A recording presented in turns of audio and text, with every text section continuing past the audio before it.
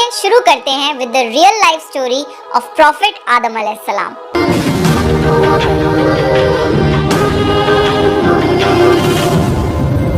سورہ بقرہ میں اللہ نے آدم علیہ السلام کا ذکر کیا ہے۔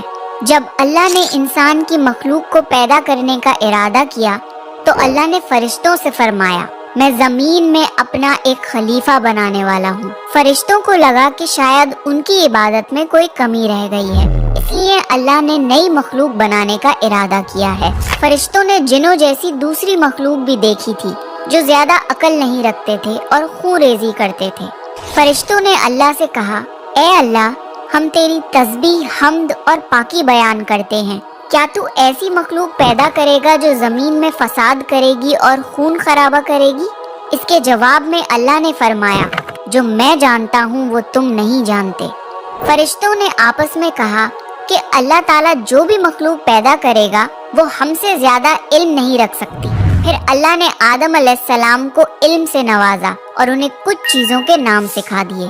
پھر اللہ نے آدم علیہ السلام کو فرشتوں کے سامنے پیش کیا اور فرشتوں سے فرمایا کہ تم بتاؤ ان چیزوں کے نام اگر تم سچے ہو۔ فرشتوں نے کہا کہ ہم اتنا ہی علم جانتے ہیں جتنا تو نے ہمیں سکھایا ہے، اس کے سوا ہمیں کچھ نہیں معلوم۔ پھر اللہ تعالیٰ نے فرمایا، اے آدم، تم بتا دو ان کو ان چیزوں کے نام۔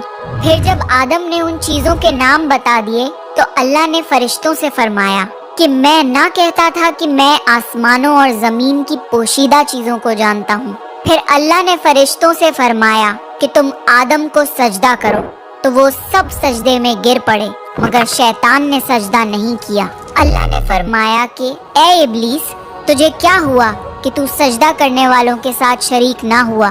شیطان نے تکبر میں کہا کہ میں ایسا نہیں ہوں کہ انسان کو سجدہ کروں جسے تو نے کھنکھناتے ہوئے سڑے ہوئے گارے کی مٹی سے بنایا ہے۔ میں اس سے بہتر ہوں، تو نے مجھے آگ سے پیدا کیا اور اسے مٹی سے پیدا کیا ہے۔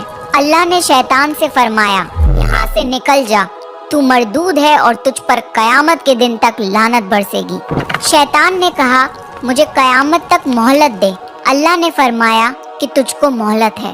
شیطان نے اللہ سے کہا کہ تو نے مجھے گمراہ کیا ہے، میں قسم کھاتا ہوں کہ میں انسان کی سیدھی راہ پر بیٹھوں گا، پھر میں ان پر حملہ کروں گا، ان کے آگے سے بھی، پیچھے سے بھی، دائیں سے بھی اور بائیں سے بھی، اور ان میں سے اکثر کو تو شکر گزار نہیں پائے گا۔ اللہ نے فرمایا، تو یہاں سے نکل جا ذلیل و خوار، جو ان میں سے تیرا کہنا مانے گا تو میں ضرور تم سب سے جہنم کو بھر دوں گا، بے شک میرے خاص بندوں پر تیرا ذرا قابو نہیں چلے گا۔ جنت کی ساری نعمتوں کے باوجود آدم علیہ السلام جنت میں اکیلا محسوس کرتے تھے۔ پھر اللہ نے حوا علیہ السلام کو بنایا تاکہ آدم علیہ السلام ان سے سکون پا سکیں۔ اللہ نے فرمایا، اے آدم، تم اور تمہاری بیوی جنت میں رہو، پھر جس جگہ سے چاہو تم دونوں کھاؤ، لیکن اس درخت کے پاس مت جانا ورنہ تم ظالموں میں سے ہو جاؤ گے۔ پھر شیطان نے ان دونوں کے دل میں وسوسہ ڈالا اور کہنے لگا، تمہارے رب نے تم دونوں کو اس درخت سے اس لیے منع کیا تھا کہ تم کہیں فرشتے نہ بن جاؤ یا کہیں ہمیشہ زندہ رہنے والوں میں نہ ہو جاؤ۔ اور شیطان نے قسمیں تک کھا لی کہ وہ ان کا خیر خواہ ہے، پس مردود نے دھوکہ دے کر ان کو درخت کی طرف کھینچ ہی لیا۔ جب حضرت آدم اور حوا علیہ السلام نے درخت کے پھل کو کھا لیا تو ان کے سطر کی چیزیں کھل گئیں اور وہ درختوں کے پتوں کو توڑ توڑ کر اپنے اوپر چپکانے لگے اور سطر چھپانے لگے۔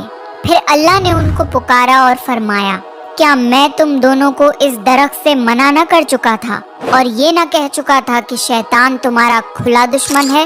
حضرت آدم اور حوا علیہ السلام نے کہا کہ اے ہمارے رب، ہم نے اپنے اوپر ظلم کیا، اور اگر آپ ہمیں نہ بخشیں گے اور ہم پہ رحم نہ فرمائیں گے تو پھر ہم تو ضرور تباہ ہو جائیں گے۔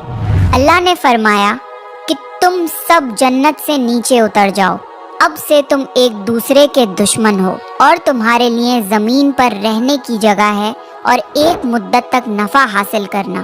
اب تم کو وہیں زندگی گزارنی ہے اور وہیں مرنا ہے اور وہیں پھر سے پیدا ہونا ہے۔ دنیا میں آنے کے بعد آدم علیہ السلام نے اللہ سے 40 سال تک معافی مانگی، پھر اللہ نے آدم علیہ السلام پہ رحم کھا کے انہیں معاف کر دیا۔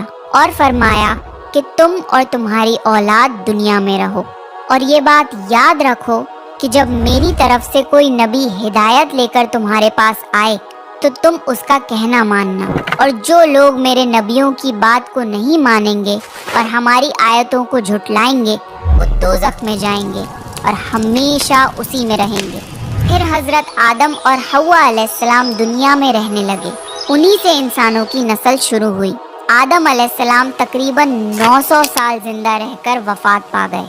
قرآن کے اس واقعے سے ہمیں یہ ہدایت ملتی ہے کہ جب شیطان نے غلطی کی تو اس نے معافی مانگنے کی بجائے تکبر کیا اور اللہ کو ہی اپنی گمراہی کا الزام دیا، پر جب آدم علیہ السلام سے غلطی ہوئی تو انہوں نے اپنی غلطی مانی اور فوراً توبہ کری، اور تب تک معافی مانگتے رہے جب تک اللہ کو راضی نہ کر لیا۔